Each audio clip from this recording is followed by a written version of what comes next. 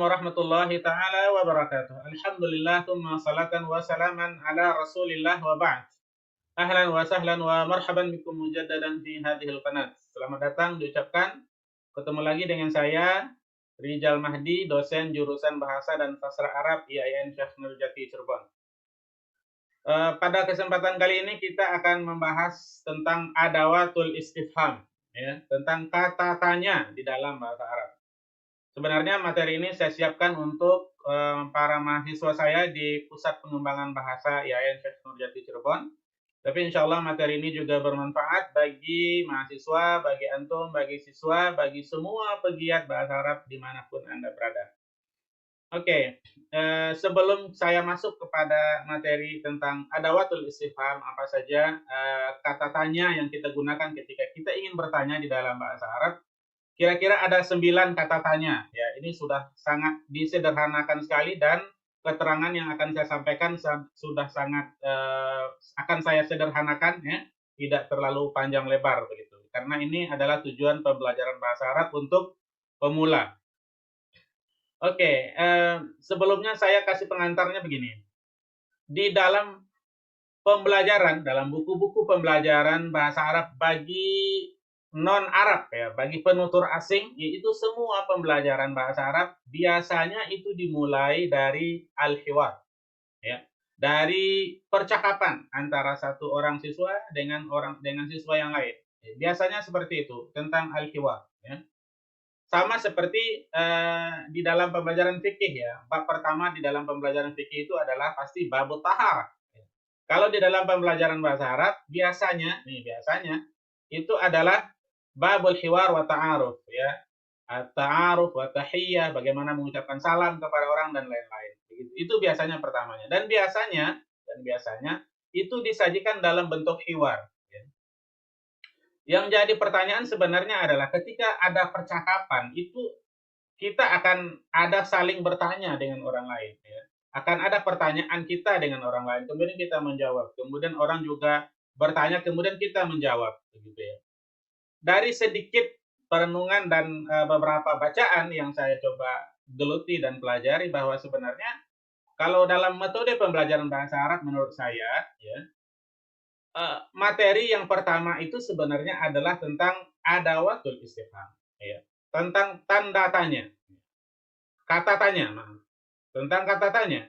Jadi bagaimana kita bisa bertanya ke orang, kemudian orang juga bisa menjawab. Dan ada beberapa hal yang lain, di antaranya adalah unsur kata tanya. Ya, misalnya juga tentang beberapa huruf yang sudah sangat familiar dalam bahasa Arab. Kemudian ada juga nanti tentang keterangan tempat dan keterangan waktu. Ya. Itu juga hal-hal terpenting sebelum kita memulai pembelajaran di dalam bahasa Arab yang disajikan dalam bentuk hiwar.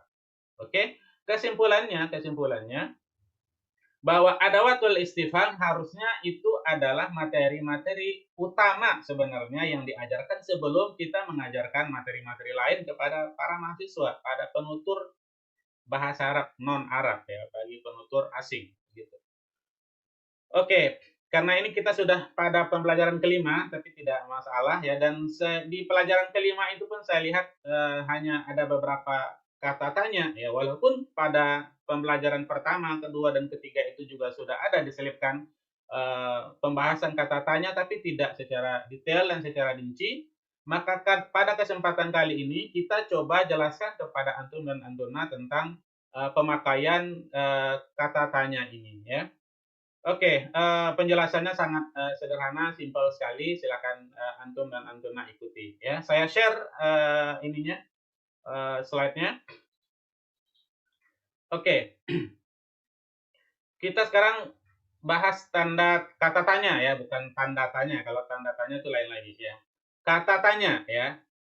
Oke, di dalam kata tanya di dalam bahasa Arab itu dibagi-bagi. Ada yang sifatnya huruf, ada yang isim, ya. Ada yang huruf, ada yang isim.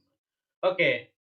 Sekarang ini saya coba sampaikan ke antum dan ke antuna secara keseluruhan saja, ya. Dan ini sudah sangat gampang insya Allah, ya. Oke, kata tanya pertama di dalam bahasa Arab itu adalah hamzah. Nih, hamzah ini A, ya. Jadi ketika kita bilang A ini dengan kalimat berikutnya itu sebenarnya kita sudah bertanya, ya. Oke, kalau di dalam kalimat ini Muhammadun safara am Khalidun, ya. Artinya ini apakah, ya? Apakah Muhammad yang pergi atau Khalid, ya. Apakah Muhammad yang pergi safar atau si Khalid, ya. Jadi hamzah ini adalah kata tanya, artinya apakah, ya. Oke, sedikit tentang ini, tentang huruf hamzah kata tanya di dalam bahasa Arab ini. Biasanya kalau ada kata tanya a seperti ini, hamzah begini, itu di dalam kalimat itu harus dicantumkan dua hal yang berbeda, ya. Siapa itu? Kalau contohnya di dalam kalimat ini Muhammad dan Khalid. Jadi dua orang yang berbeda. Oke? Jadi dua hal yang berbeda kita tanya, ya. Jadi yang kita tanya di sini Muhammad yang safar atau si Khalid, kan dua hal sebenarnya, ya kan? Jadi Muhammad yang safar atau Khalid yang safar. Kita pakainya A. Oke? Kita pakai A. Kemudian kita pakainya kata-kata di sini, ya. Ada au, ada am. Kita pakainya am. Biasanya kalau ini atau artinya am ini, ya. Artinya au ini, am ini artinya au. Au itu atau ya, atau di dalam bahasa Indonesia. Muhammadun safara am Khalidun, ya begitu. Jadi kesimpulannya kata tanya pakai hamzah ini harus tentang dua orang atau dua hal yang disebutkan di dalam jumlah di dalam kalimat itu dan menggunakan am, ya. Menggunakan am, ya, atau. Dan biasanya jawabannya menentukan salah satu, tahdid asyai'ain, ya. Menentukan salah satu di antara dua pembahasan yang ada di dalam kalimat itu, ya. Kalau di dalam kalimat ini apakah Muhammad yang safar atau Khalid, maka jawabannya kita harus menentukan satu orang di antara kedua ini yang safar, ya. Mungkin jawabannya Muhammad alladzi safar, Muhammad musafir. Jadi kita harus tentukan satu di antara dua yang safar. Oke? Itu kata tanya pertama, hamzah, ya. Oke. Yang kedua, kata tanya kedua di dalam bahasa Arab menggunakan huruf, ya, ini masih dalam huruf hal, ya. Hal ini artinya apakah, sama dengan a tadi, ya. Sama dengan a tadi. Oke. Huruf hal ini bisa kita gunakan di dalam jumlah fi'liyah, ya, ini jumlah fi'liyah. Jadi kita bertanya di dalam kalimat jumlah fi'liyah itu bisa, ya. Apakah hal qara'tal Qur'an? Apakah kamu membaca Al-Qur'an? Oke. Atau kita gunakan di dalam jumlah ismiyah. Bisa, dua-dua bisa. Jumlah fi'liyah bisa, jumlah ismiyah bisa. Oke, pada kesempatan sebelumnya kita sudah jelaskan secara ringkas tentang dua jenis kalimat di dalam bahasa Arab. Ada jumlah ismiyah, yaitu jumlah yang dimulai dengan isim, itu nanti kaitannya dengan mubtada dan khabar. Kemudian ada jumlah fi'liyah, jumlah yang dimulai dengan verb atau kata kerja, ya. Jadi hal ini artinya apakah, ya. Silakan bisa masuk jumlah fi'liyah, bisa jumlah ismiyah. Oke, itu yang pertama. Yang kedua, jawabannya biasanya menggunakan kata na'am atau la, ya. Na'am atau la. Tapi biasanya lebih detail, ya. Jawabannya harus tentang kemungkinan yang betul, bukan kemungkinan yang salah, ya. Jadi jawabannya itu biasanya tuh na'am, iya. Hal qara'tul Qur'an, na'am qara'tul Qur'an, ya. Tapi pada intinya, ya, ini jawabannya antara na'am dan la. Oke, itu ringkasnya. Oke, sekarang kita bertanya lagi, adawatul istifham berikutnya adalah kata-kata man, ya. Ini sudah isim, ya. Kalau tadi huruf ini sudah isim. Oke, man, ya. Maaf, ini tentang pembahasan man akil atau tidak akil, ya. Maaf, bukan isim, ya. Oke, kita gunakan ini man ini adawatul istifham ini manil ladzi safara. Kalau man itu kita bertanya tentang orang, ya. Ingat, kita bertanya tentang orang, ya. Akil istilahnya, orang, ya. Personal, orang, manusia, ya. Orang, ya, berakal, ya. Manil ladzi safar, siapa yang bepergian? Misalnya ini Muhammad atau Budi atau Mustafa begitu, ya. Manil ladzi safar. Jadi kalau kita bertanya pakai menggunakan man ini berarti kita bertanya tentang orang berakal, biasanya tentang manusia. Oke? Kemudian kita bertanya menggunakan ma. Ma. Mal amr ya Budi. Ada apa ini Budi ya? Ini ma ini untuk yang tidak berakal, ghair akil ya. Jadi kalau tentang sesuatu, tentang buku, tentang pembelajaran, tentang apa yang sifatnya ghair akil, bukan orang, kita bertanya menggunakan dengan adawatul istifham ma ya. Mal amr, ada apa wahai Budi, begitu ya. Beda tadi ya, kalau man tadi untuk orang ya, kalau ma untuk bukan selain orang yang berakal ya. Li ghairil aqil. Oke? Kemudian ayu ya, ini ayu ya, bisa bukan ayu ya, kalau ayu orang Indonesia. Oke? Ayu ya. Oke, ayu ini bisa artinya apa ya? Ayu kitabin qara'ta ya. Kamu baca buku apa? Ya.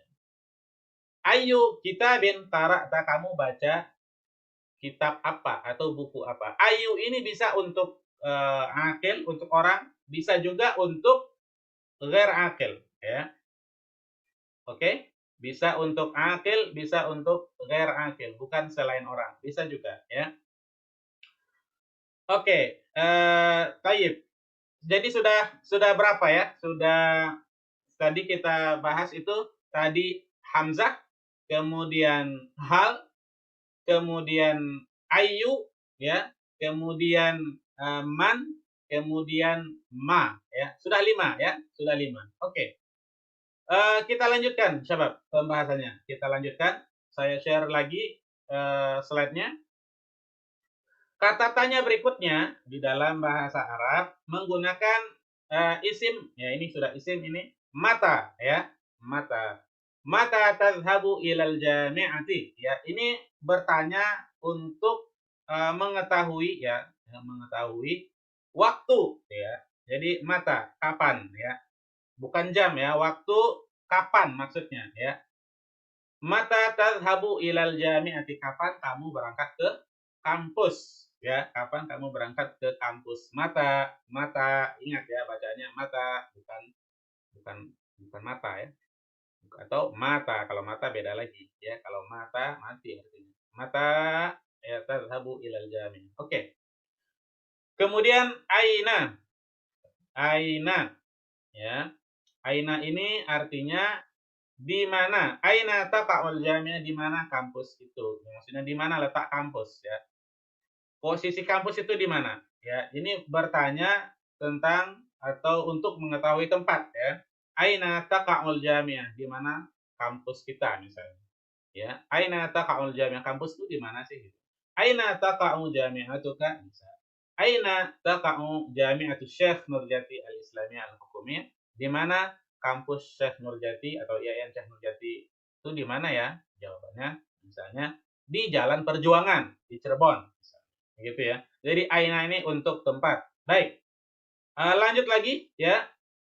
Tentang kaifa. Kaifa. Ini bicara atau bertanya tentang kondisi. Ya. Ini sudah kita pelajari di pelajaran pertama ya, pelajaran pertama ketika tahiyah wa ta'aruf ya. Bagaimana haluka, kabarmu. Jadi kalau kita ingin bertanya tentang kondisi, ingin mengetahui tentang kondisi sesuatu, kondisi orang ya, kita menggunakannya kaifa ya, kaifa haluka. Oke. Kemudian yang terakhir, ini yang terakhir, ini saya kasih 9 saja, ini sudah sangat disederhanakan. Kemudian misalnya yang terakhir itu adalah kam ya. Kam itu berapa. Oke. Kam kitaban indak, ya ada berapa buku sama kamu ya. Kam kitaban indak. Kam bertanya tentang jumlah, tentang waktu bisa juga ya. Kam atau misalnya jam berapa bisa sa'akam ya. Atau kam kitaban indak, kam darsan qara'ta, berapa pelajaran yang sudah kamu ulang atau kamu pelajari. Begitu ya. Oke, coba kita simpulkan lagi ya. Yang pertama bicara tentang bertanya menggunakan hamzah ya. A ya. A. Kemudian menggunakan hal. Oke. Kemudian man untuk orang. Kemudian ma untuk bukan selain akil, selain orang ya. Kemudian ayu itu bisa untuk orang, bisa untuk benda. Oke. Kemudian sudah 5 ya. Kemudian menggunakan mata. Mata kapan ya? Kapan? Mata. Oke. Kemudian apalagi mata aina. Aina. Di mana? Oke. Kemudian menggunakan kam ya, kam berapa? Oke. Demikian syabab pembelajaran kita pembelajaran singkat kita kali ini ya. Nanti biasa tugasnya seperti biasa nanti saya share di Google Classroom ya.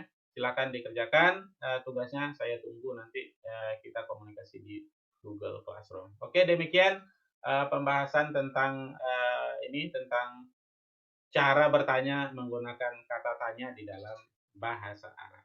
Oke, demikian pembelajaran ini mudah-mudahan bermanfaat. Assalamualaikum warahmatullahi wabarakatuh.